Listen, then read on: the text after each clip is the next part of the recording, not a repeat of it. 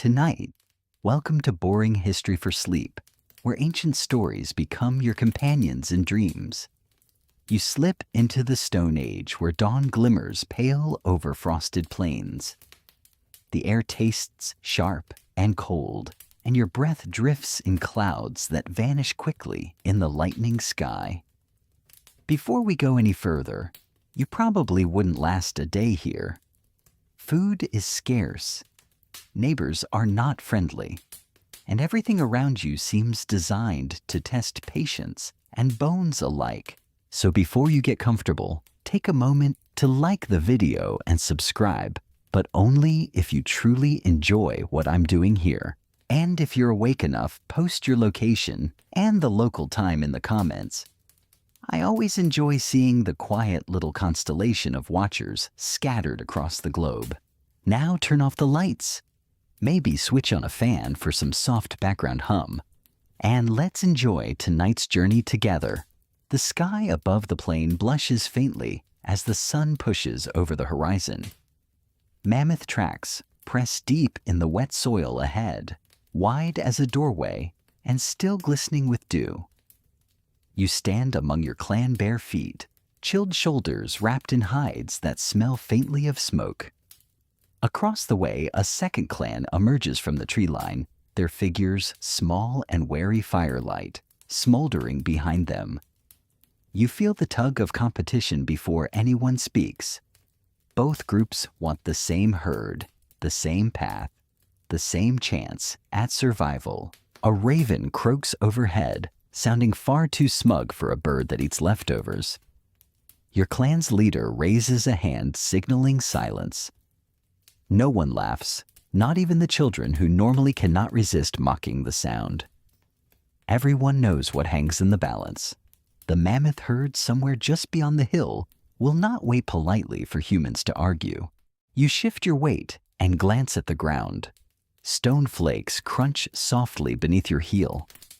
It's strange to think that these chipped bits of flint tools weapons, or just accidents, are the thin line between hunger and a full belly. Historians still argue whether clans cooperated more often than they fought over such resources. The truth is, probably somewhere in the middle alliances, one season quarrels the next. Like modern neighbors who sometimes share sugar and sometimes glare over the fence, you breathe deep. The wind carries the rich scent of mammoth musk mixed with damp grass and the faint tang of ash from last night's fires. One clan clears their throats loudly, a theatrical gesture meant to claim presence. Your own side respond by adjusting spears and standing taller. It's a bit like teenagers in a schoolyard, except the prize isn't pride. It's enough meat to last through the winter. The mammoth tracks curve toward a low ridge where the grass bends under heavy footsteps. Each print holds a small pool of water reflecting the pale dawn sky. You imagine stepping into one and nearly disappearing, like walking into a puddle that swallows calves and pride alike. Elders murmur about the herd's direction, their voices gravelly from smoke and age. They recall that mammoths often follow the same paths season after season. This isn't just chance, it's tradition, written not in ink, but in grooves carved into the land by centuries of migrations. Your stomach growls. It's embarrassingly loud, and you hope no one notices. Of course someone does. A cousin smirks and nudges you, and for a moment, the tension eases. Then the rival clan's youngest hunter steps forward, dragging a spear tip through the mud as if drawing a line. The gesture is clear. These trails are ours. You feel your chest tighten. Not from fear exactly, but from the awareness that one wrong move, one cough, one laugh, one slip of temper could set off a chain reaction. Humans are unpredictable, more so when hungry. You can almost hear the future arguments, who threw the first stone, who shouted the first insult. You also remember a story told by elders about a quarrel over reindeer paths years ago. It ended with two clans grudgingly sharing the carcass each side, pretending they got the better cut. You stare down at the mammoth tracks again, hoping they'll provide wisdom. They don't. They only sit there silent, like enormous reminders that these animals don't care about human arguments. They will keep walking, grazing, and eventually trampling anything foolish enough to get in their way. The sun lifts higher, its light stretching over the frosted grass. Shadows retreat, but uncertainty remains. Both clans breathe the same chill air, watch the same horizon, and pretend patience they do not truly feel. The mammoth path lies between you, wide as a promise and dangerous as a trap. Your fingers curl around your own spear shaft. The wood is smooth where your hand has worn it down, the point chipped sharp last night by firelight. It's both comforting and unsettling, a tool meant for hunting, now doubling as a symbol in a human standoff. The silence deepens, filled with the soft sigh of wind and the distant rumble of heavy bodies moving beyond the ridge. The mammoths are close. Too close for endless waiting. You sense that this dawn will not pass quietly. The watchfires never went out. Through the long night, small flames hissed and popped against damp wood, guarded by half-sleeping eyes and hands, clutching embers like fragile secrets. You sit near one, warming stiff fingers, tracing patterns in the ash as smoke drifts lazily into dawn. Across the plain, the rival clan's fire smolders, two orange dots flickering like twin stars, two signals of life separated by tension and a few hundred uneasy paces. The fire feels safe, but not entirely. Sparks crack upward, reminding you how temporary comfort really is. If the fire dies, the night wins. If you leave it unguarded, the other clan might sneak close, steal fuel, or worse, claim you were careless. Historians still argue whether early human groups relied more on open fires or carried embers from place to place. Either way, the flame itself was more than heat, it was proof of order, a social contract flickering in the dark. You poke the fire with a stick. It spits like it resents your attention. Someone beside you coughs quietly, breaking the silence. Everyone is trying to act calm, but nerves twitch beneath the surface. No one wants to be the one who shows fear. Yet no one dares to joke loudly either. You glance at the rival camp. They do the same, peering at your watchfires, counting how many figures huddle near them. It's not just about mammoths anymore. It's about who looks stronger, who blinks first. A nervous grin crosses your face as you realize it resembles two families at a barbecue, both pretending not to notice the other, while secretly competing over whose smoke smells tastier. The elders gather in a tight circle, faces lit in red glow shadows, deepening their wrinkles. They whisper strategies, and you catch pieces. Wait until the herd moves. Don't waste spears, or they always try to cut us off at the ridge. These are not new arguments. They are echoes of nights past, stories passed down with each scar and each hunt. One elder scratches lines in the dirt with a charred stick. He maps where the mammoths likely wander, how they'll funnel between the rocky slope and the river. It looks convincing until a child toddles past and stomps right through the drawing, leaving a footprint where a mammoth path should be. For a moment, everyone watches in silence, then bursts into a chuckle that feels louder than it should. You almost thank the child for breaking the tension. Quirky details like this always cling to memory. Later, people will retell the story how the great standoff began with a toddler erasing battle plans in the dirt. Historians still debate whether laughter like this was a survival strategy lowering stress-building bonds, or just a lucky accident. Either way, the moment lingers, calming nerves, if only for a breath. The fires crackle lower. One by one, hunters shuffle to feed them more twigs, more dried grass. The rival clan mirrors the action as if no one wants to appear lazier. It becomes a silent contest of endurance, who can keep flames brightest, who has more wood stockpiled. You half expect someone to pull out scorecards, but of course no one does. Your leader clears his throat low and gravelly.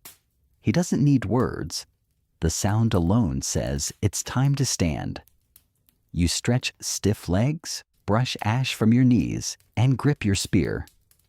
Across the field, their leader rises too. Both sides move in eerie synchrony, the way flocks of birds turn together without speaking. For a moment, nothing happens. Just the fire's glowing mammoth musk, drifting heavier in the wind, and the first rays of morning sun catching on stone tips. The whole plain feels like it's holding its breath. You shift your gaze to the horizon, where the mammoth herd must be moving closer. Soon these watchfires will be abandoned. The real warmth, the real prize, is waiting in that herd. Massive, unpredictable, wrapped in fur and tusks. But before anyone can think about chasing them, there is this awkward, silent ballet between two fires. Someone sneezes loud enough to echo. Everyone jumps. Then laughter bursts again, ragged but genuine. You grin despite yourself. Maybe the Stone Age wasn't always blood and terror. Maybe it was also these absurd little moments when a sneeze could disarm more tension than 1,000 warnings. Still, as the laughter fades, spears remain in hands. The fire burns on, but unease glows hotter. Both clans know dawn has erased the night's excuse for waiting. Decision time is near, and neither fire will keep you from stepping into the open. The ground tells its own story if you're patient enough to look. The fires fade behind you as the clan edges closer to the ridge where damp soil holds the night's secrets. You crouch low, knees cracking softly, and run your hand along the darkened earth. There they are, mammoth tracks, wide as a blanket, and pressed so deep, it feels like you could step into another world. Pools of water glisten inside the prints, catching the pale dawn light like little mirrors. You trace the edges with a finger. The soil crumbles damp but firm, suggesting the herd passed only hours ago. Your cousin whistles, softly impressed. A child tries to fit both feet inside one footprint, staggering like a clumsy bird, until a parent pulls them back. The sheer size of the tracks makes even the bravest quiet. These animals are more than prey. They are monuments with legs, walking supplies of food, shelter, and tools. Across the plain, the rival clan crouches too. They're studying the same trail, the same clues, as if the ground itself is the referee of this contest. You imagine the earth sighing under the weight of all this human fussing, as though it would prefer if you all went back to berry picking and left the mammoths alone. You straighten and glance at the ridge. The prints veer northward toward a valley where tall grasses sway like golden waves. It looks peaceful from here, but peace in the Stone Age is just another word for temporarily not being chased. You shift your spear and wipe damp soil from your hands. Historians still argue about whether early humans followed herds for days or simply ambushed them when luck allowed. Some think small groups trailed animals season after season, memorizing their paths like commuters on a prehistoric subway schedule. Others suggest random encounters were more common, a blend of accident and opportunity. You don't know which theory is true, but you do know your stomach wants the former. Regular schedules would be much more convenient. The elders kneel and sniff the air, a comical gesture that nevertheless seems to work. They murmur about musk droppings and broken reeds, pointing toward where the herd must be resting. You almost laugh at the seriousness of it, grown adults on hands and knees, noses twitching like dogs at a picnic. Still, it's effective. You can almost see the herd in your mind, shaggy shapes, swaying slowly, tusks, gleaming faintly, calves huddled close to mothers. But here's the problem. Those same tracks are drawing two clans toward one narrow valley. And mammoths don't politely line up to be shared. The realization spreads quietly, as if every stomach growls in harmony. Someone in your group mutters about the rival clan. He remembers last season when a dispute over wild horses turned ugly. Stones flew, spears rattled, and everyone came home with bruises. Another elder chimes in, recalling when both clans actually worked together to drive aurochs into a muddy pit. Cooperation worked that time, though. Each side still argued about who deserved the bigger share. The mud squishes under your toes as you step forward, following the prints. They lead you into a shallow depression where reeds bend and water seeps up in cold trickles. A dragonfly buzzes past its wings, catching sunlight like shards of glass. You're reminded that life goes on here whether humans quarrel or not. The mammoths walk the insects, hum the grasses grow tall. Only humans argue about ownership. Your leader gestures to the horizon. You follow his gaze and see the faint silhouettes of the herd on the ridge, moving like drifting boulders against the sky. Your chest tightens, not just with hunger, but with awe. They are so close, and yet so impossibly large. You glance sideways. The rival clan sees them too. Their eyes widen, shoulders tense. The air thickens, as though the mammoth scent itself carries tension between you. A child sneezes, startling everyone. It's a small sound, but in the brittle quiet, it feels like thunder. Spears lift instinctively, though no one throws. You laugh under your breath, relieved and anxious all at once. It's strange how fragile silence can be broken by a child's nose, healed by nervous chuckles, then sharpened again by hunger. You crouch once more, studying the ground. The mammoth tracks stretch onward to like an invitation or a dare. Each print is a reminder whoever follows will face not just beasts, but each other. You step into the open as if the plain itself has rolled out a thin, brittle carpet. The rival clan drifts forward to each side, testing the distance like people easing into cold water. Nobody speaks. It's all eyes, shoulders, and the little grammar of hands. Your leader raises a palm steady, and the older hunter beside him tilts his spear downward, the universal sign for, "We're not throwing first unless you make us." Their leader mirrors the motion, but not perfectly. His spear point still kisses the air the way a dog shows a single tooth. To say it remembers how biting works. Breath fogs from both groups in pale streamers, thinning in the early light. Somewhere behind you, a child whispers, "Don't step on the map," remembering the toddler's muddy sabotage, and a few nervous shoulders shake. Humor, small and stubborn, insists on being here. You're grateful briefly. Then the silence returns calm as a held breath. Your clan tries a series of gestures. 2 fingers for 2 groups. A slow circle drawn across the ground for big path. Then a flat hand moving from left to right to suggest share the way. The replies arrive in the same mute language. 1 palm up question, a tilt of the chin toward the ridge urgency, a little waggle of the spear warning. Historians still argue whether hand signs like these came before complex speech and coordinated hunts, or whether grunts and simple words carried more of the load. Either way, meaning happens. You feel it pass between the fires, through the grass, and into your bones. To show good faith, your leader pushes his spear butt into the soil. Its flint tip glints, then steadies. The rival leader answers by resting his own weapon across both palms and lowering his gaze. It's not surrender, but it's the next best thing, an acknowledgement that mammoths are dangerous enough without human improvisation. A breeze ruffles hair and fringe. Ash, scent from guttering watchfires, drifts faintly across the perfume of last night's careful wakefulness.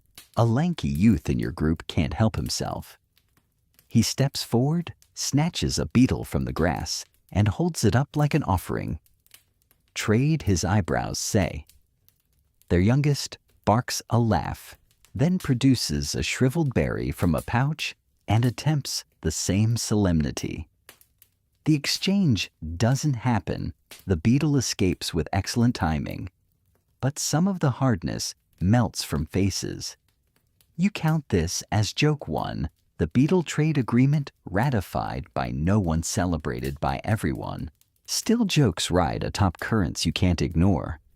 Food is scarce, tempers are shallow. The elders on both sides edge closer, careful to keep arm's length, plus one spear between them. Old scars speak faint pale lines across knuckles, a crooked finger that never healed right a notch on an ear.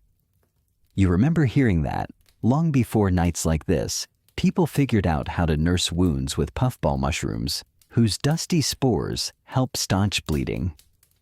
Quirky, yes, but practical. Nature is a traveling first aid kit if you're not too proud to dig in the dirt. Your leader draws in the mud with a stick again.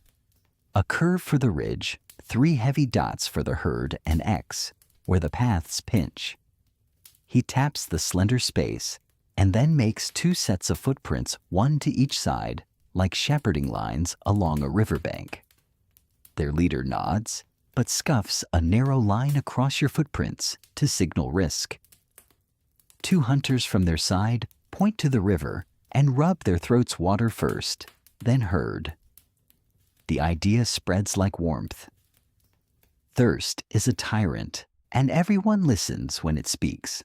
A gust gives you the mammoth again musk, thick as wet wool sweet and earthy. Your chest tightens with awe and appetite. The herd isn't waiting. It never does. The animals will funnel between ridge and river, as they have done for seasons, as if the land itself pushes them through its stone throat.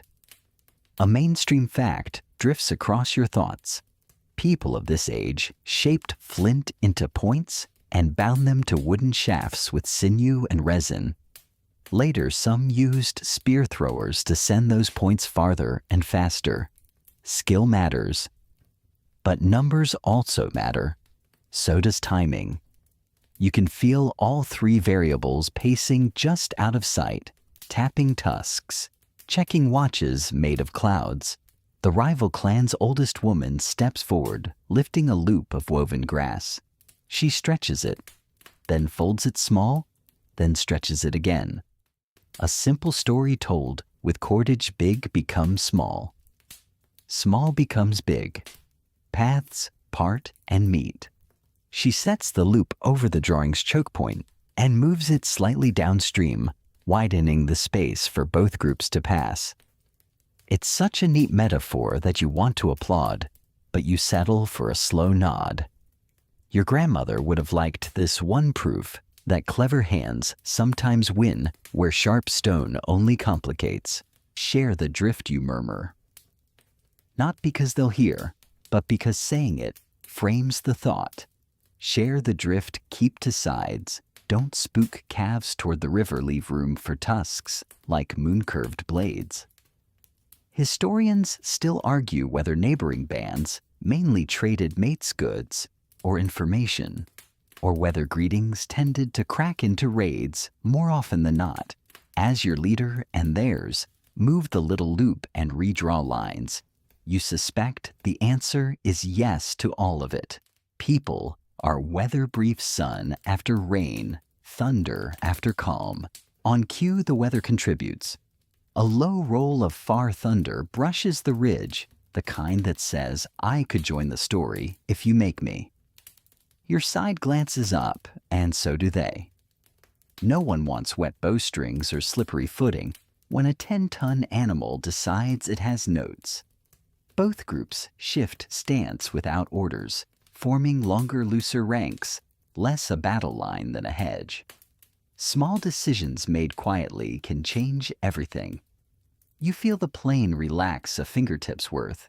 Joke 2 arrives cloaked as formality. One of your cousins, a reliable hunter, less reliable diplomat, holds his spear flat like a tray and mimes carrying something heavy and delicious. He wobbles extravagantly, rolls his eyes, then pretends to faint from the weight of imaginary marrow. A few of theirs snort. One actually claps. Your leader throws the cousin a look that promises an extra firewood shift later. The moment, though, earns its keep breath, go out, shoulders drop. The weather inside people is calming too. Now the offers begin.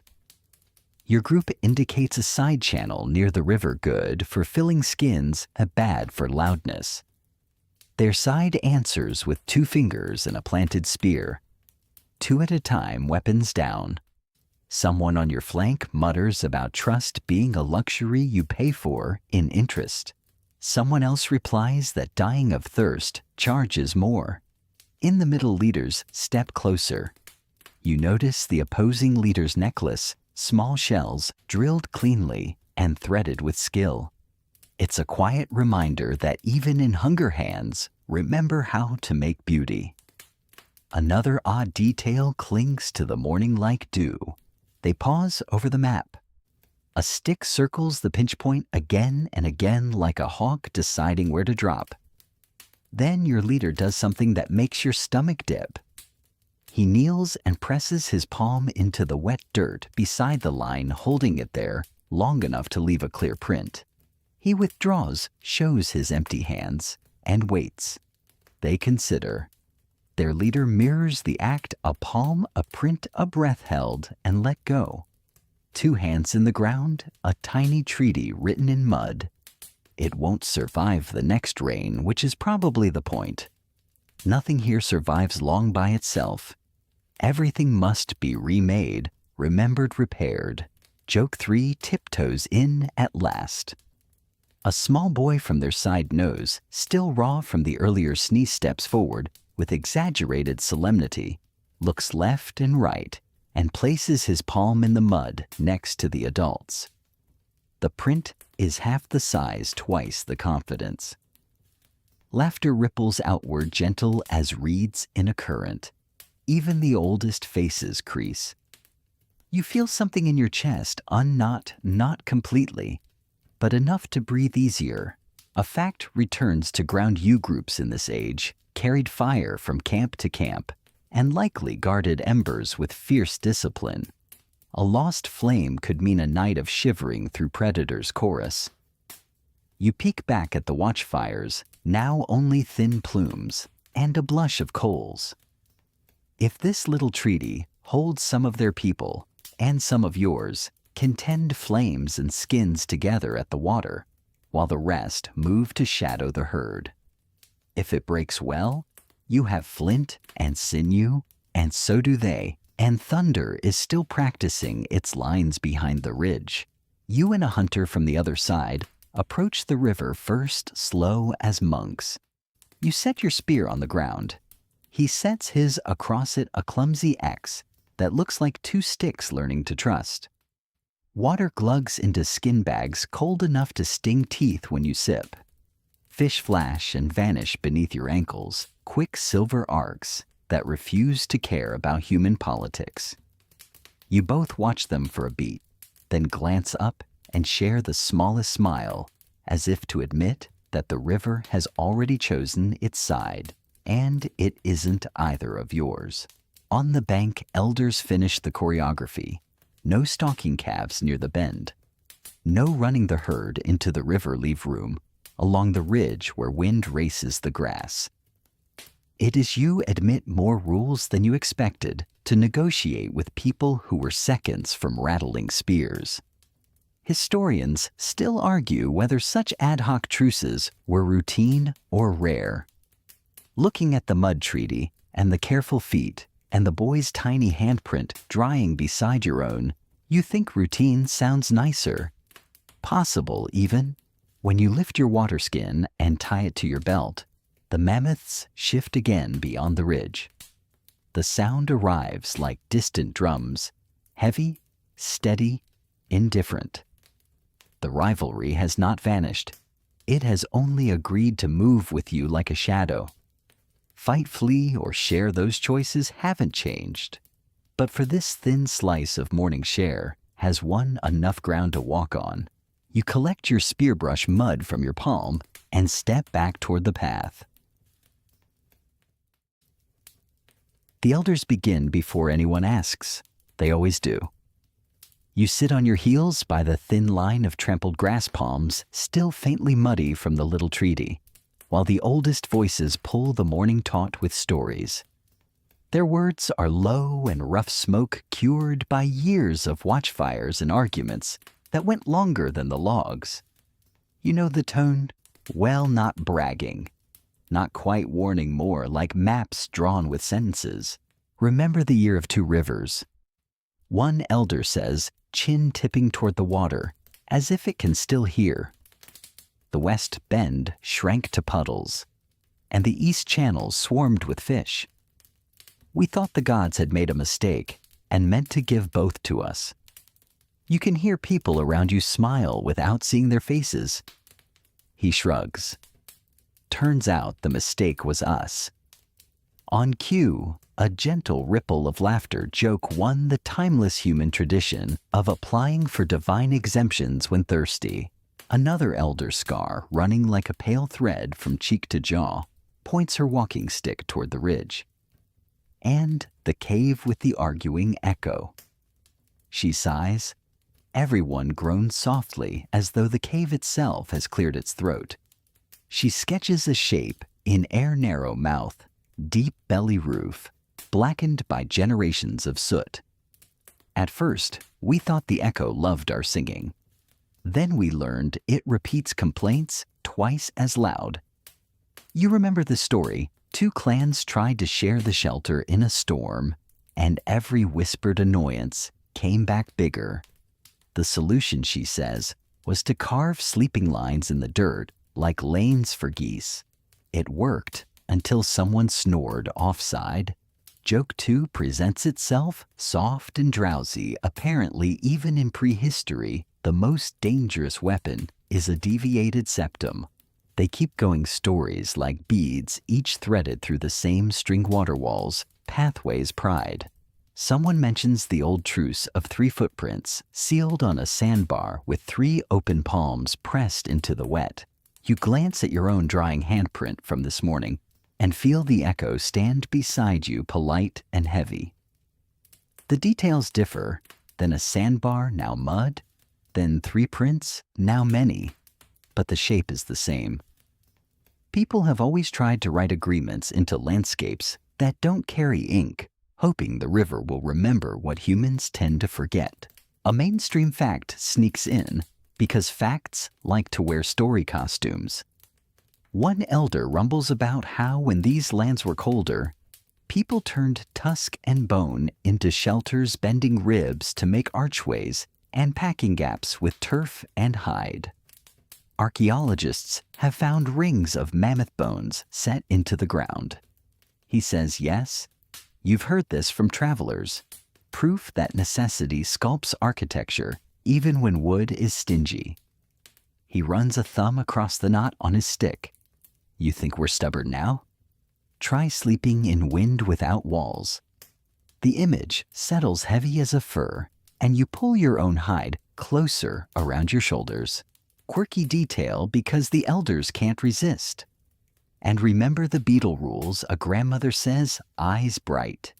You brace, because this is the moment when a tiny joke gets promoted to oral law. No trading beetles for berries, she intones solemnly, unless the beetle is at least the size of a berry. You watch the lanky youth founder of the beetle trade agreement attempt to disappear behind a spear shaft. Laughter floats up thin and relieved like ash drifting from a coal. You're up to joke 3 without breaking a sweat, which is fortunate, because sweat today will smell like mistakes to a mammoth. They shift to old grudges and the air cools. Words thicken around memory the time a narrow ford turned into a melee of elbows and slippery stones. The winter when a cave mouth held more people than breath, and someone tried to ration snoring again. The season when both clans agreed to drive a small herd toward the marsh, only for the marsh to swallow 2 hunters and 1 very expensive spear. Historians still argue whether bands marked territories at all. An elder mutters in a voice that clanks like a pot eyes far away, or whether we drifted like geese and met only because the wind is lazy. You've never met a historian, but you appreciate how that sentence can carry both a question and a shrug. They sprinkle in practical wisdom, the kind you wish came with neat knots for tying at your belt. The old woman with the cord loop demonstrates how to twist sinew while you walk, keeping it warm in your mouth between pulls so it dries tight later. Someone mentions using birch bark pitch, sticky black glue that smells like smoky honey, to fasten points to shafts. Another flashes a puffball fungus and taps it with a finger. Brown dust puffs out like tired thunder. Stops bleeding, he says, if you don't sneeze. You imagine the boy from earlier exploding a cloud of spores and painting his own face tan by accident. It is unhelpfully funny. The grudges have names as if the land keeps a ledger. The bend where he fell, the spot of last water, the ridge of returning herds. In your mind, these names stack like flat stones.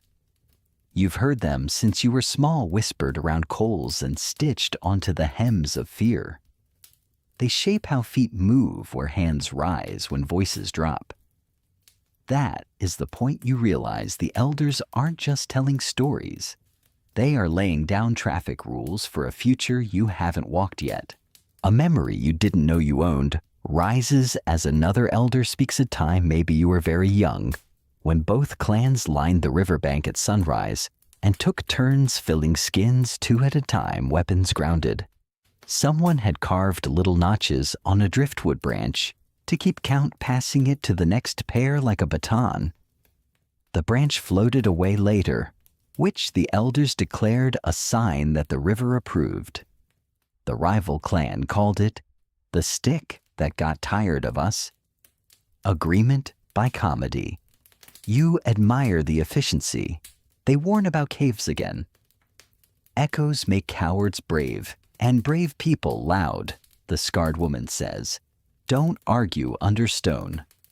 She smiles at her own contradiction, since the story began under stone. Argue under sky, at least the wind can take a side. You think of last night's watchfires, stubborn little planets with their own gravity wells. A fact circles groups guarded embers fiercely, because rekindling from scratch drilling, bowing, coaxing char to glow cost time and luck. The plane teaches you the same lesson in other ways. Keep something alive tonight so you don't have to invent it tomorrow. Someone coughs a cue that sounds like thunder's younger cousin. The mammoths shift beyond the ridge again, distant footfalls, a soft bark between adults, the sound of grass parting where it cannot resist. Your leader listens respectfully, but you see him count breaths between hoof falls, a habit so old it probably predates his bones. Across the path, their leader does the same. For a heartbeat, both men are just animals measuring other animals, and all the stories in the world fold into that single arithmetic. Before the elders finish, they add the one detail they always add: food. Rots hides, cracked tusks dull. Only what you repair each day stays yours. Grudges rot too if you let them, or they harden into tools when you grind them right. The grandmother knots her cord, twice pulls and tucks the end into itself. Like that, she says, and somehow you know she isn't talking about string anymore. They fall silent at last, and the quiet doesn't feel empty. It feels packed, like a bag you can sit on. Your shoulders lower. Your hands find the warm places on the spear where your palms fit like memory. You look at the mud treaty, the overlapping hands, the small brave print beside them. And you feel today's tension reshaped, not erased. You're still two clans. The herd is still the same in different necessary thunder. But your feet now rest on a scaffolding of old mistakes, converted into rails. Go, an elder says with the gentleness of a door opening. Feet know the rest.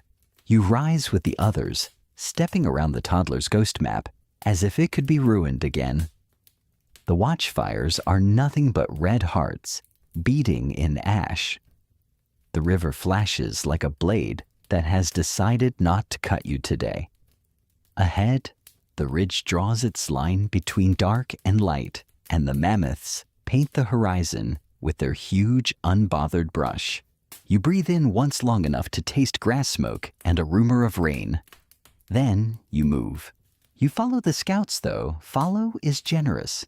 They slip through brush like shadows, while you crunch and wheeze like a traveler carrying a bell. The plain dips toward the river, then rises again into a scatter of thorn and willow perfect cover if you move with patience. The scouts move with patience. You try to copy. Every snapped twig feels like a public announcement. Here I am tasty and slow. One scout narrow as a spear raises his hand and the whole line freezes. Ahead, a rival runner crouches by a stone peering through the grass. His hair flickers in the breeze like a signal flag, though he thinks he's invisible. You realize both sides have sent spies, both sides watching the other watch them. It's like two cats circling, pretending to admire the scenery while measuring tails. A mainstream fact sneaks in. Archaeologists have found trails of footprints pressed into volcanic ash at Latoli in Tanzania. Proof that our early cousins walked together side by side nearly 4 million years ago.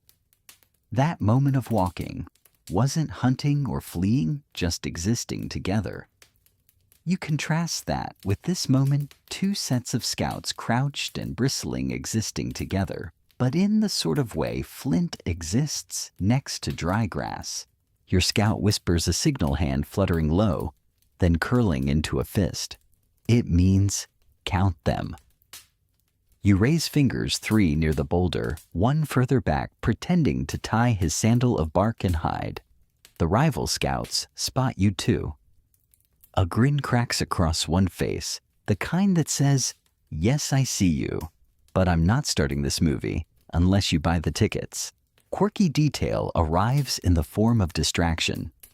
A hair bursts from under a thornbush, ears high as spears bounding straight between both groups of scouts. For one absurd second, everyone lunges. No one catches it. You stand there empty-handed, sharing the brief shame of missing dinner the size of a hat. Joke 1, the hair wins diplomacy by outrunning all of you. The standoff resumes. Hands make signals again, 2 fingers to the ridge thumb, to the herd's likely path palm flat to show the choke point. You mimic slower, as if explaining charades to a stubborn uncle. The rival scout shrugs dramatically, then mimes an enormous belly and rubs it with both hands. His clan is hungry too. Joking aside, you feel the truth stick like burrs. Another fact drifts into your skull. Some scholars argue that early humans shared hunting grounds through silent coordination, almost like neighbors taking turns at the same berry patch. Others insist competition was the rule, with alliances and skirmishes both as natural as rain. Historians still argue whether the balance tilted toward cooperation or constant suspicion. Looking at the rival scouts' faces, half smirks, half frowns, you'd vote for all of the above. You crouch lower, trying not to breathe loud. One of your companions picks up a smooth stone, hefts it, then sets it down again. He's not planning to throw. It's just the comfort of weight. The rival scout across the way does the same, a kind of mirror act. You both notice and accidentally smile. Joke 2, This is how wars are avoided, two people realizing they have matching stress toys. The scouts peel apart, circling wider. You follow your group uphill, finding a vantage where the plain stretches like parchment. The mammoths are there, faint gray humps in the grass dust, rising around them like incense. Between you and them, you see the rival clan's fire pits, still smoking thin and blue. Both groups are exactly where the herd will pass. The problem is obvious. The plain isn't wide enough for peace and mammoth at the same time. Your scout sketches quick in the dirt lines for both clans, a blob for the herd arrows, pointing toward the pinch. The drawing looks like a child's attempt at rivers and boats. But the message is clear. If both sides rush in, the mammoths scatter, and everyone goes hungry. If one side waits, the other feasts. Nobody will volunteer to be patient today. A sudden croak interrupts Frog River nearby. Scouts nod. Water first, as the elder said. Thirst organizes even stubborn people.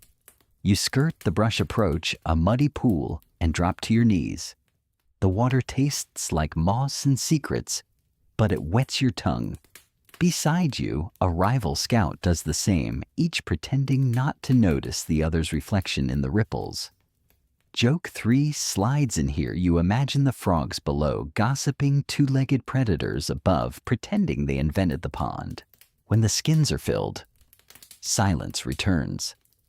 Both groups drift back toward their clans, carrying not just water, but information. They know your numbers, you know theirs, and everyone knows the mammoths are closer than patience allows.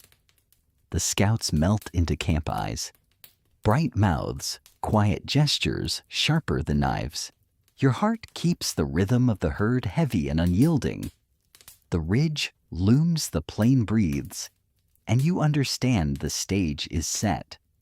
Not for open war, maybe not yet, but for the dangerous theater where hunger decides who improvises first.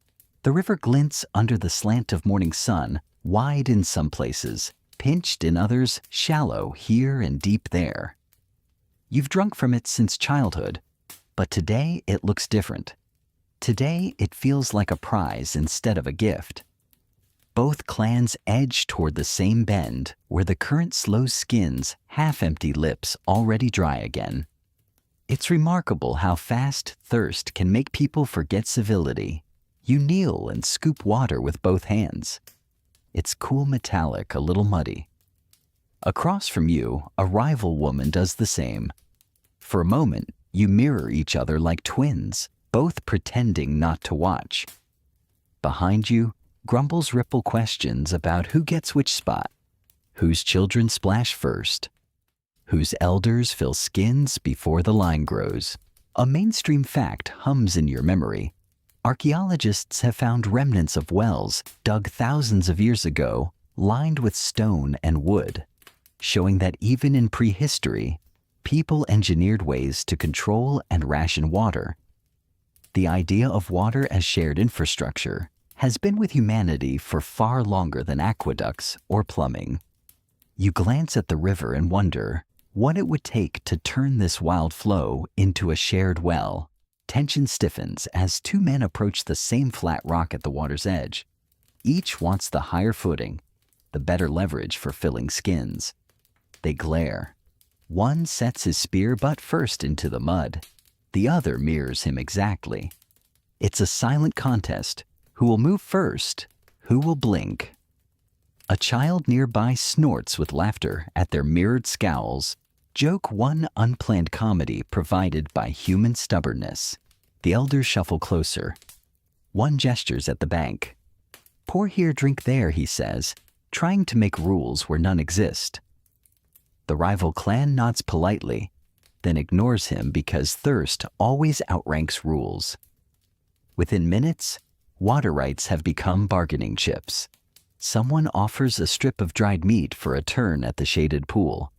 Someone else suggests alternating skins one by one, clan by clan. That works until a youth cuts in line, splashing noisily, and suddenly both sides are shouting. The shouting feels strangely comforting. It's not violence yet, just noise echoing across water. Your throat is still cool from the drink, so you can afford to let them argue. But you can't ignore the sharpened edges of words. Old names are spat references to last winter's stolen firewood, or the hunt where one clan claimed more marrow bones than they deserved. The water is just today's excuse. Quirky detail rises when someone points at the riverbank where a line of turtles has climbed out to sun themselves. They sit in perfect formation, shells glistening, utterly ignoring the human drama. An elder chuckles. Even turtles know how to share space, she mutters. Joke 2 slides in as the child next to you hisses like a turtle and flops into the mud, pretending to sunbathe, until both clans break into reluctant laughter. Historians still argue whether resource conflicts like these ended in real bloodshed most of the time, or whether symbolic displays, posturing, shouting, weapon rattling usually carried the day. Some evidence suggests skirmishes were short, rarely deadly, more about scaring rivals away than about annihilation. Watching the river now, you sense how quickly these quarrels can tip in either direction. The spears aren't raised, not yet, but the grip on them tightens. You sip from your cupped hands, the water dripping down your wrists. The coolness lingers longer than expected, as though the river itself is urging you to remember its patience. You glance again at the rival woman, her reflection rippling next to yours. For a brief second, you both smile at the same silly thing, a frog leaping too high and belly flopping back into the water. Joke 3, delivered by amphibious clown. The argument dwindles as thirst recedes. Skins are filled. Lips are wet, tempers lower to simmer instead of boil. Still, the memory of who shouted loudest and who shoved first will stick. Nothing at the river is truly forgotten. Tomorrow, when hunger gnaws again, someone will recall this splash, this glare, this turtle joke turned sour. You rise, heft your skin of water, and step back onto the trampled grass. Both clans retreat slowly, each carrying the same resource, each convinced they earned it more fairly. The river flows on unimpressed, carving its own memory into stone. Behind you, the turtles climb higher on their log, spreading in the sun, as if to say, "We'll still be here long after your quarrels evaporate." The waterskins slosh at your side as you march away from the river, heavier than before, but not enough to erase the sting of the quarrel. The memory of raised voices and pointed spears hums like an echo under your ribs. The mammoth tracks still cut across the grass, and everyone knows hunger will soon trump thirst. Yet the clans walk parallel, close enough to feel each other's heat, far enough to keep hands on spears. The valley narrows ahead. Tall grasses bow to the wind, making a sound like hushed voices conspiring. The mammoths passed here not long ago. Fresh dung steams, faintly the odor sharp and undeniable. Children gag while an elder smirks. Better to smell them than not, he says, which is either wisdom or just bad humor. Joke 1, courtesy of Mammoth Fertilizer. A mainstream fact bubbles up. Scientists studying preserved mammoth dung have found traces of plant fibers that tell us what the herds ate: grasses, shrubs, even flowering herbs. By reading the past through dung, researchers glimpse entire lost landscapes.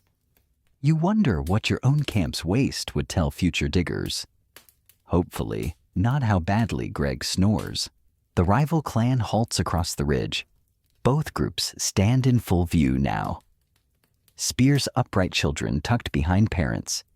It's the kind of tableau that could turn into a story, two tribes meeting at dawn, eyes locked, mammoth paths between them. You sense how fragile the air is, like stretched hide, ready to tear. Historians still argue whether Stone Age groups had rituals to diffuse these moments. Some believe formal displays, singing, drumming, waving weapons were ways to shout, "We're strong, but not suicidal. Others think things were messier, shouting first, shoving second, hoping it stopped before blood. Looking across the valley, you can imagine either version unfolding. The leaders step forward. Yours raises his hand palm open, as if greeting old friends. The rival leader mirrors him. A pair of birds shriek overhead, startled into flight. Everyone flinches, spears wobble, but no one throws.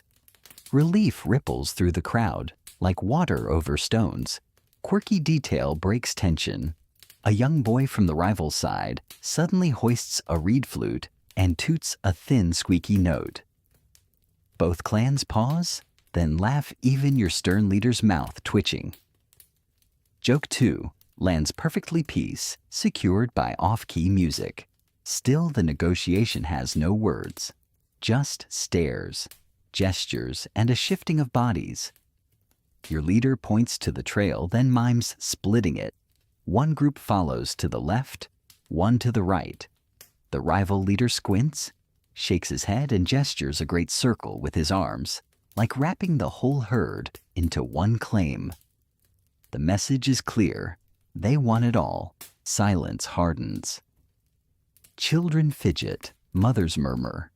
A rival hunter stamps his spear into the earth with a thud, and your cousin answers with his own thud.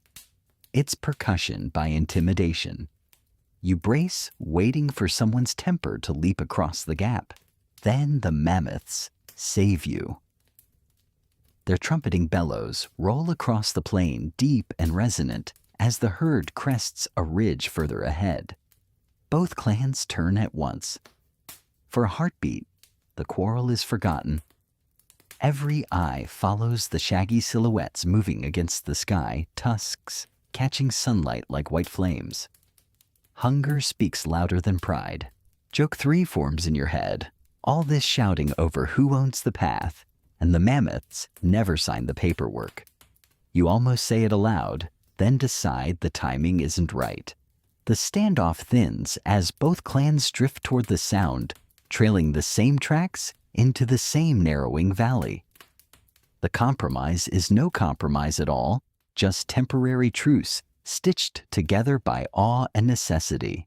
The ground shakes faintly with each step of the herd, and you realize this is the rhythm that will guide the next conflict. Not words, not rules, just the steady thunder of mammoth feet. The valley tightens walls of stone, rising on either side, like watchful shoulders. Grass thins here, replaced by gravel and dust. But the path of the mammoths is unmistakable. Broad prints punched deep into earth, each holding a small pool of water from last night's rain. Children leap across them, pretending the pools are lakes, until a mother yanks them back with a hiss. Play is dangerous when the air itself feels tense. The rival clan stays visible on the opposite ridge. You can see their faces clearly now. Sunburnt cheeks, hair knotted with clay eyes flicking between you and the prince, as if weighing which prize matters more. One of their hunters lifts a stone spearhead to the light, admiring the shine. It glints directly into your eyes, almost like he aimed it. Maybe he did. A mainstream fact nudges your thoughts. Archaeologists studying ancient skeletons often find injuries on skulls and ribs, consistent with blows from stone weapons. Some healed, showing survival after battle. Others did not. These injuries suggest that human conflict over resources isn't just theory, it's written in bone. You glance at the rival hunter and imagine a future archaeologist frowning at your cracked ribs. Comforting thought, isn't it? Quirky detail distracts you briefly. A cluster of vultures circles overhead, long before anyone has fallen. They glide on air currents, patient accountants of death, as if they can smell arguments before they turn into meals. Joke 1 sneaks in. If vultures had calendars, they'd pencil in every human meeting as possible lunch. Your leader halts the group at the narrowest part of the path. He motions for silence. Here the mammoths will have to funnel single file, Whoever controls this choke point controls the feast. The rival clan sees the same truth. They begin moving downhill closer, closing the gap between you. Both groups now angled toward the same flat clearing, tusk-shaped shadows already brushing the stones. Historians still argue whether prehistoric clans practiced open warfare with strategy, or whether conflict was more chaotic, random charges, screams, and luck. Some point to organized hunting tactics as evidence humans could also plan coordinated battle. Others say planning vanishes once fear and adrenaline arrive. You don't know which camp is right, but you are about to find out the hard way. The first shove comes small and almost ridiculous. A boy in your clan steps too close to the rival's shoulders brushing. The rival boy shoves him back. A ripple of gasps travels like fire through dry grass.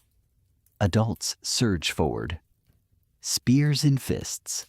Shoving becomes shouting, becomes a line of bodies pressing chest to chest, snarls bouncing between ridges. Joke 2, if this were a dance, it would be called the Angry Sardine Shuffle. Unfortunately, no one here is laughing. The mammoths trumpet again closer now. Dust rises as their massive bodies descend the slope. For a moment, both clans glance at them, an unspoken reminder of why you're here. But hunger only makes the shouting louder. Someone hurls a clod of dirt. It bursts across your cousin's cheek. He spits mud, lifts his spear, and for an instant, you think he'll hurl it. He doesn't. Not yet.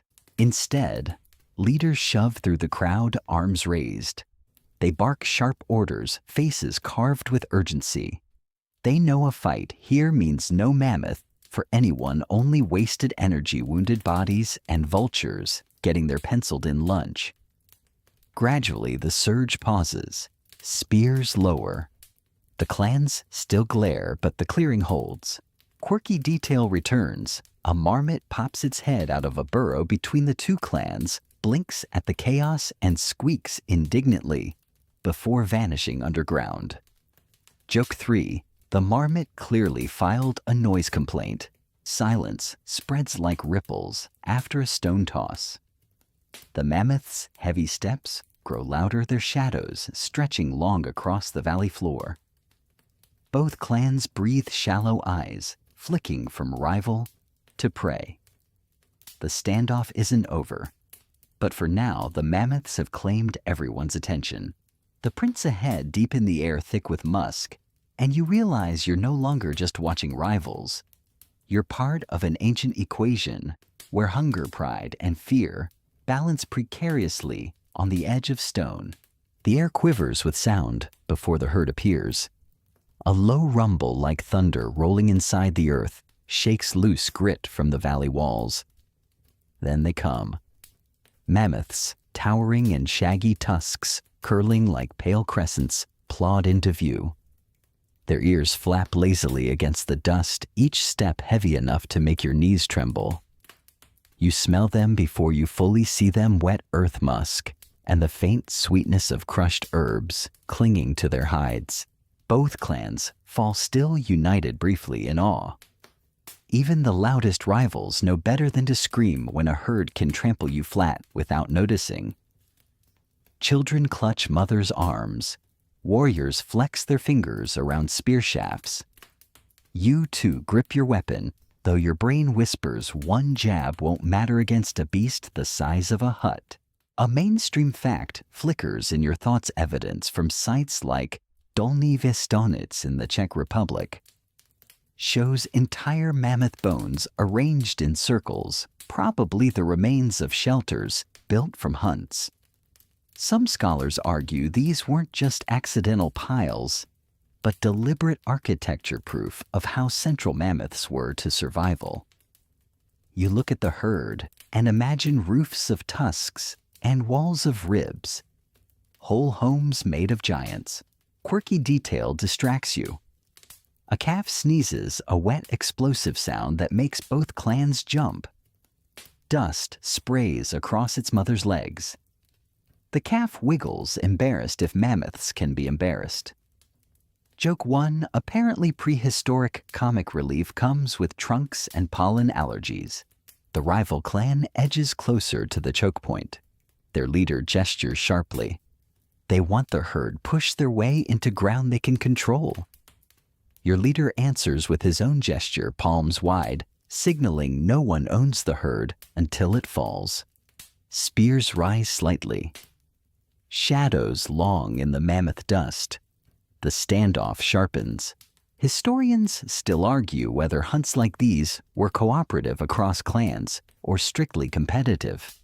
Some evidence suggests neighboring groups joined forces against massive prey, then divided spoils. Others believe cooperation dissolved under hunger, each clan trying to snatch meat first. Looking at the narrowing valley, you realize both theories may be true, depending on the mood of the morning. The herd hesitates at the narrow passage. One mammoth snorts, tossing dust with its trunk. The adults fan into a defensive crescent around the calves, their tusks like walls of ivory. You've seen this before. Mammoths are not gentle giants. They plan. They protect. They will not go down without teaching you what real teamwork looks like. Your cousin whispers that the first strike will decide everything.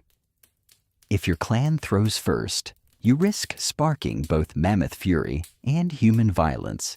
If you wait, the rivals may claim the advantage. It's the kind of problem that makes you long for simpler puzzles, like figuring out which roots don't poison you. Quirky distraction again, one rival hunter accidentally sneezes, echoing the calf. Both sides chuckle nervously.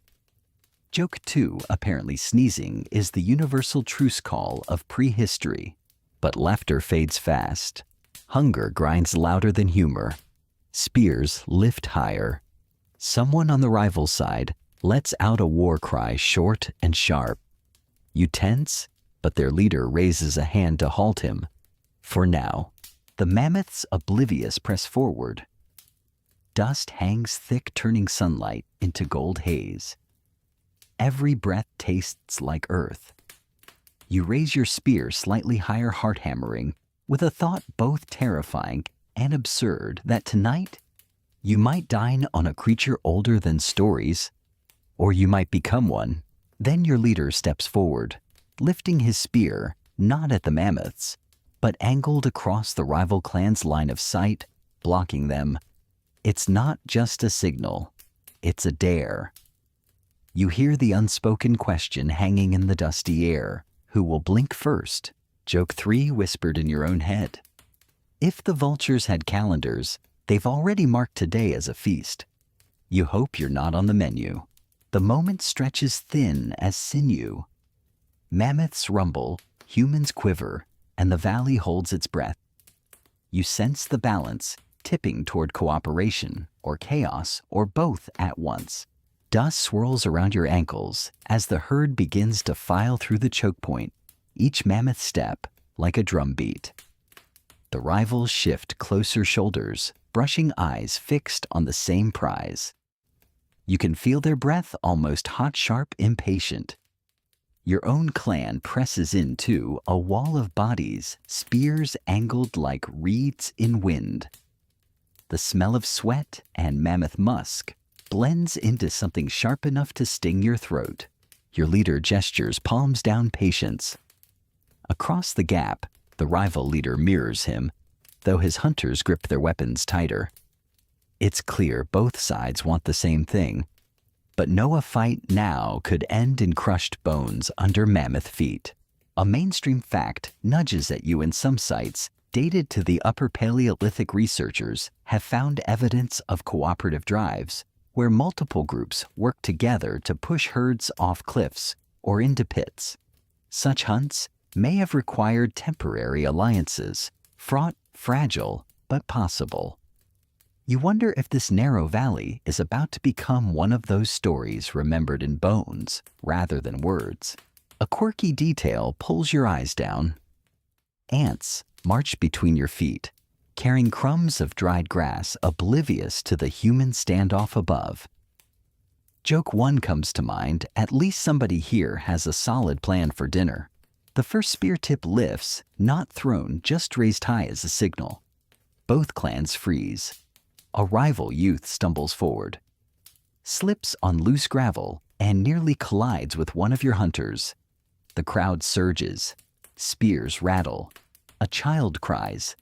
The mammoths rumble nervously, stamping their feet. Dust rises thicker, golden in the light.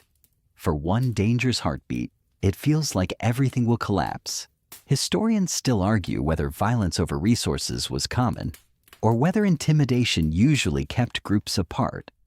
Skeletal evidence hints at both stories, fractures from combat, but also long stretches of shared territories. Looking now, you see how quickly survival could lean either way. One more slip, one more shove, and blood might stain the stones. Quirky distraction again, a raven caws from the cliff, startling everyone. Its shadow streaks across the dust wings, outstretched like a dark omen. Joke 2 whispers, "You're pretty sure that Raven just shouted, 'Place your bets,' yet somehow the moment steadies." The rival leader pulls his youth back, cuffing him gently. Your leader lowers his spear, eyes locked on the herd. Both sides breathe again, ragged like swimmers breaking surface. The mammoths continue filing forward. Slow and unstoppable, unconcerned with your fragile agreements. Then a bold decision, both leaders step side by side, just far enough ahead to signal unity, at least for now. They jab their spears into the ground, crossing them in an X at the valley center. A line, a marker, a promise. You hear murmurs ripple through both clans. The meaning is simple: share the risk, share the reward. Joke 3 forms in your head. Congratulations. You've just invented the world's least comfortable business partnership. The crossed spears stand between clans as the herd rumbles closer. No one smiles, but the tension softens, slightly bent into uneasy cooperation. The air tastes of dust musk and compromise. For now, survival demands unity. Tomorrow, who knows? The ground shakes harder as the herd funnels into the narrow pass. Calves trumpet, shrilly hemmed between the colossal bodies of adults. The air feels thick, trembling with every step. Both clans hover on the edge of motion weapons, gripped eyes flicking between rivals and prey. It's like standing in the middle of a storm before the lightning strikes. Your leader nods once. Hunters from both clans surge forward, not against each other, but toward the mammoths. It's an awkward truce, stitched together by hunger. Spears arc through the air, clattering against hides. Some glance off with dull thuds. Others pierce shallow at first. The mammoths roar tusks, swinging, stamping at shadows. A mainstream fact presses into your mind at the site of La Côte de Saint-Brelade. On Jersey Island, archaeologists uncovered piles of mammoth bones at the base of cliffs, suggesting entire herds were driven to their deaths in coordinated hunts. These weren't accidents, they were deliberate strategies. You glance at the stone walls flanking the valley and realize your ancestors may have known exactly how to trap giants here. Quirky detail interrupts as a rival hunter hurls his spear too soon. It bounces harmlessly off a mammoth's thick skull and smacks another hunter square on the backside. He yelps, startled more than hurt, and your clan bursts into ragged laughter. Joke 1 prehistoric slapstick comedy live from the valley floor. The mammoths wheel into a defensive crescent, again calves tucked at the center. Their trumpeting rattles your teeth. One charges forward trunk, flailing, scattering hunters from both sides like startled birds. Dust explodes under its feet. A spear sticks shallow in its flank, blood streaking down thick fur. It isn't much, but it's a start. Historians still argue whether hunts like this killed many hunters, or whether close coordination minimized losses. Some skeletons show injuries consistent with trampling. while others suggest clever tactics kept most people alive. Watching your companions dodge tusks and panic, you're not sure which theory you'd bet on. Another quirky distraction amid the chaos, a dog darts between hunters, barking furiously at a mammoth calf, as though size means nothing. The calf squeals and stumbles. Joke 2, apparently. Even in the Stone Age, small dogs thought they ran the world. Your own arms ache as you ready your spear. The leaders shout voices, hoarse, urging both clans forward together. Hunters scream bang stones, wave firebrands scavenged from smoldering torches. The valley walls amplify the noise into thunder. For the first time, mammoths falter. Dust, noise, and pain hem them in. The first true strike lands a spear, plunges deep into the haunch of a large bull. It roars, staggering. Both clans erupt into cries, half triumph, half terror. The giant lurches sideways, nearly crushing 3 hunters who barely scramble clear. One trips, lands face first in dung, and groans dramatically. Joke 3 spreads quickly. Someone mutters, "At least he broke his fall," and even the rival clan snickers through the dust. The bull slows, blood streaking dark along its fur. The herd circle breaks for a moment, panic rippling through the younger mammoths. It's the crack in the wall everyone has been waiting for. Hunters surge forward again, desperate, driven, unified, not by friendship, but by the primal chorus of survival. You feel it too, the strange bond born of danger shared. For now, enemies are allies, tusks are walls, and the valley is a single heartbeat, pounding in time with mammoth steps. The dust stings your eyes as the bull staggers wounded, but still monstrously strong. Its trumpet echoes against the cliffs, a sound equal parts rage and despair. Hunters from both clans press in, their cries overlapping, until it's impossible to tell friend from rival. For this brief moment, you are one tribe bound by necessity rather than choice. The great beast swipes its tusks, gouging deep ruts into the earth. A spear splinters against ivory, showering shards across the stones. Another strikes deep into its flank, and the bull roars so loudly your ribs tremble. It wheels, nearly crushing your cousin, who dives aside just in time. When he scrambles up, his hair is matted with dung and dust. You almost laugh, but the tension is too thick. A mainstream fact comes to mind. Archaeologists in Eastern Europe have found mammoth bone huts built with hundreds of tusks and skulls, suggesting not only successful hunts, but long-term planning for how to use every piece of the animal. It's a reminder that this chaos, this danger, wasn't only about food. It was about survival through shelter tools, even firewood, when bones replaced scarce timber. Quirky detail cuts the edge. Amid all the chaos, a rival elder stumbles, drops his bundle of spare spears, and mutters something like a prayer, or maybe just grumbling about his back. Everyone shouting drowns him out, but you catch his exasperated tone. Joke 1, apparently bad backs have been part of the human condition since mammoths were neighbors. The herd begins to split. Some mammoths shove forward into the valley, trying to flee, while others linger to shield the calves. Hunter sees the chance, fanning out with yells. Your leader points, directing men and women to block escape routes. The rival leader does the same. For the first time all day, they are mirroring each other perfectly. Historians still argue whether hunts like this ended in cooperation after the kill, or whether the spoils tore groups apart again.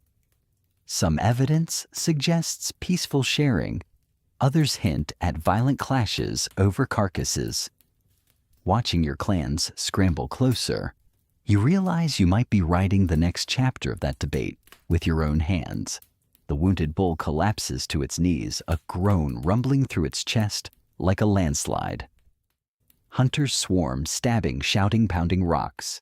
Dust and sweat blind you. Your own spear thrusts forward, striking hide, sliding shallow enough to leave a streak of blood. The beast convulses, trunk curling, then shudders still. Silence drops heavy for a breath. Then it's broken by a cheer, ragged and uncoordinated, spilling from both clans at once. Against odds, against fear, the mammoth has fallen. Quirky distraction arrives. A boy runs up too soon, trips over the carcass's tusk, and lands sprawled across its snout. Gasps ripple through the crowd until he sits up, sheepish, waving. Joke 2. First one to ride the mammoth wins. Someone shouts, and laughter finally breaks the tension. But already voices rise again. Who gets the tusks? The meat, the hide. The unity of the hunt begins to fray before the dust even settles. Your leader and the rival chief glare across the carcass. Hands tighten on spears again, though this time the prize isn't running away. The elders push forward, voices hoarse, but steady, urging patience.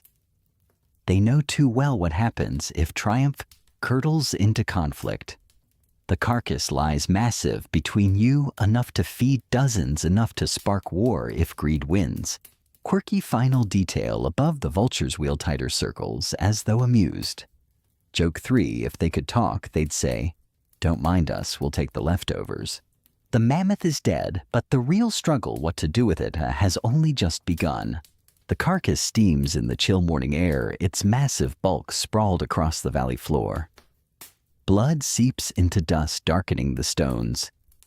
Both clans stand around it, panting shoulders, heaving eyes darting between each other. The mammoth is down, but victory feels fragile, like a spark about to fade or flare.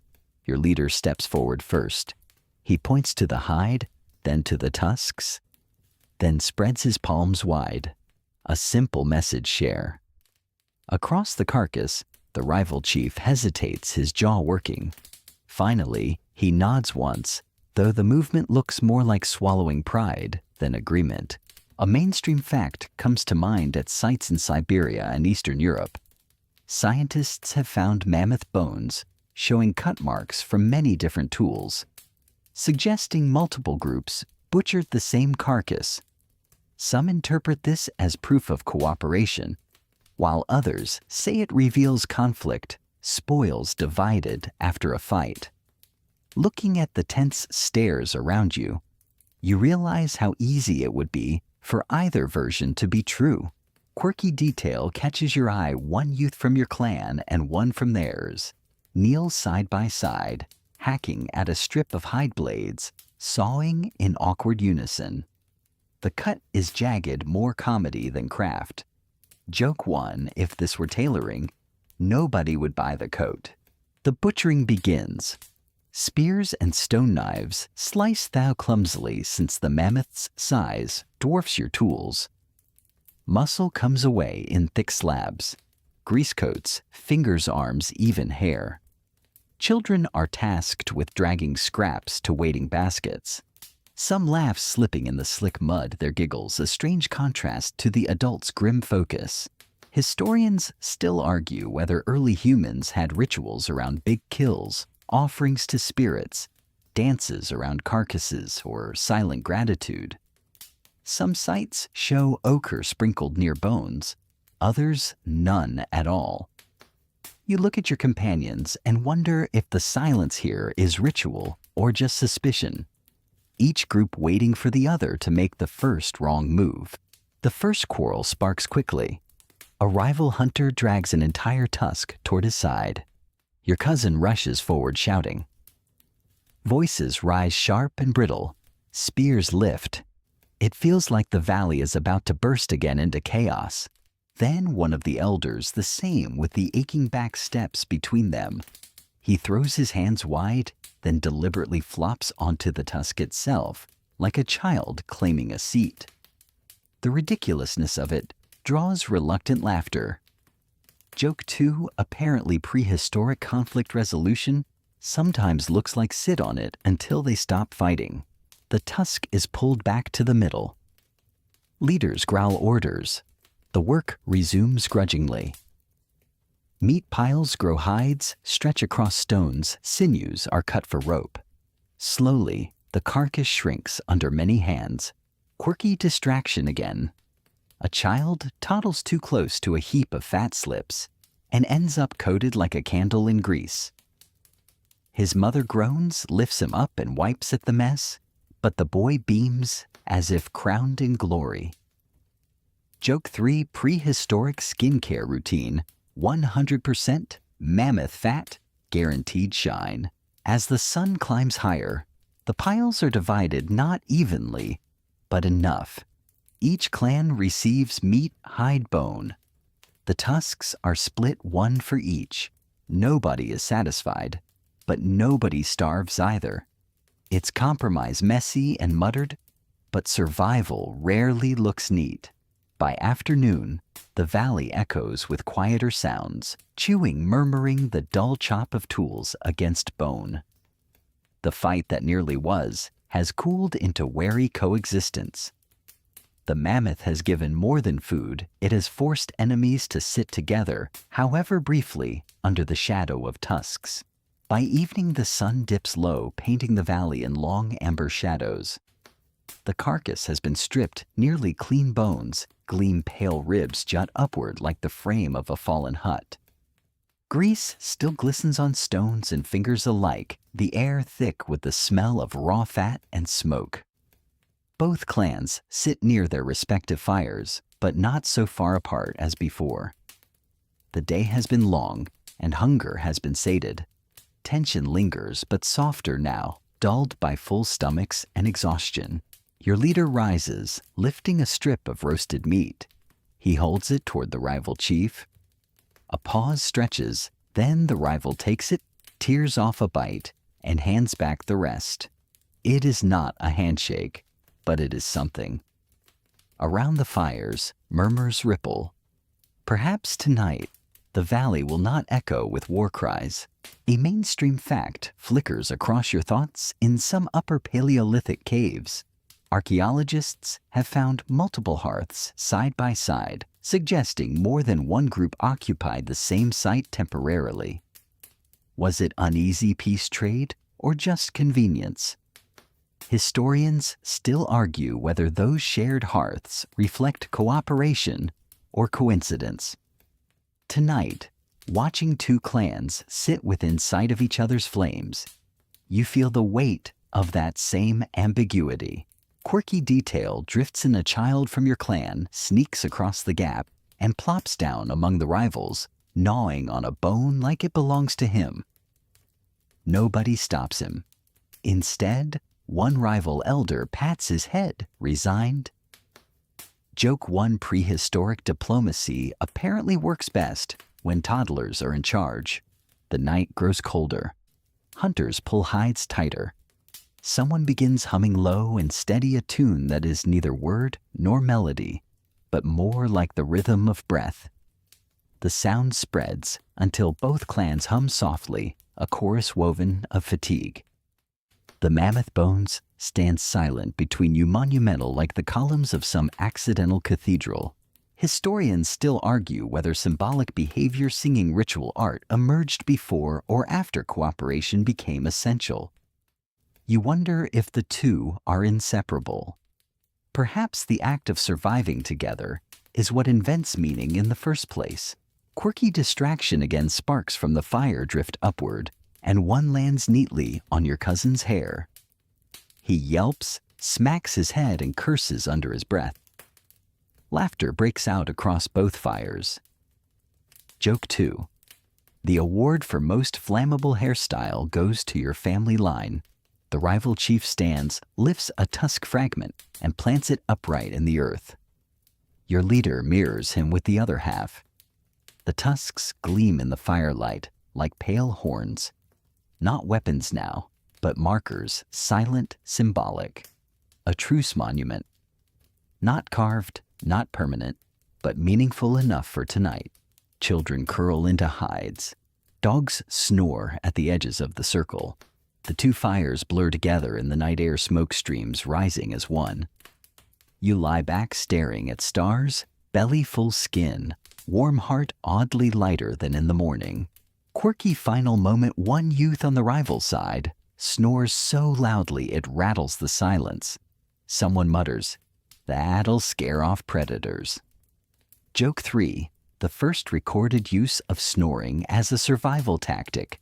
And so the valley rests. The mammoth gave its life, the clans gave their fury, and what remains is the fragile peace of firelight and shared breath. The night whispers a lesson older than words. Survival is louder than pride, but only just. The valley grows quiet, fire embers dimming into soft glow. You stretch out on cool earth, listening to the faint rustle of hides, the sighs of sleepers, the crackle of ash giving way to silence. The smell of smoke lingers, mingling with the heavy sweetness of mammoth fat that clings to your skin. Above, stars scatter across the sky, patient and eternal watching, yet unmoved by your day of struggle. Your breathing slows. The memory of tension fades, replaced by the rhythm of night. The rival clan rests, within sight their fire a mirror of your own. For once, distance does not matter. The tusk markers stand between you, pale and curved, silent guardians of a truce as fragile as dreams. You know it will not last forever. Nothing in this world does, but tonight that doesn't matter. Tonight, survival has earned peace. Your eyes trace constellations, not yet named lines of light, across a sky that seems endless. The mammoth bones gleam faint in starlight. No longer prey, no longer danger, only the framework of memory.